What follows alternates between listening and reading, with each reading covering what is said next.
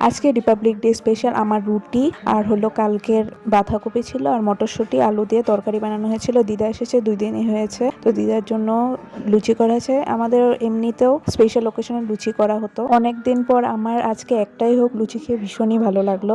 এটাই হলো আমাদের আজকের ব্রেকফাস্ট। আর আজকে দুপুরে বলরিয়া বা বলিয়ারি মাছের মেখে করা হয়েছে, মানে কাঁচা মাছটাকে সবজির সঙ্গে মিক্স করে ওইটা ঢাকনা দিয়ে করা হয়। ভীষণ টেস্টি হয় খেতে, একদম নরম সফট হয়। সেটা অল্পই বানানো হয়েছিল। আবার চচ্চড়িও বানানো হয়েছে এক্সট্রাভাবে, বলিয়ারি মাছেরই চচ্চড়ি বানানো হয়েছে আর সবজির পাতলা ঝোল বানানো হয়েছে। এই সবজির তরকারিটাও ভীষণ টেস্টি হয়েছে। এই ছিল আজকের দুপুরে মেনু। বলিয়ারি মাছটা দেখুন কতটা সফট হয়েছে, যেটা ভাব মানে মেখে করা হয়েছে। ভীষণ টেস্টি হয় এটা এভাবে করলে।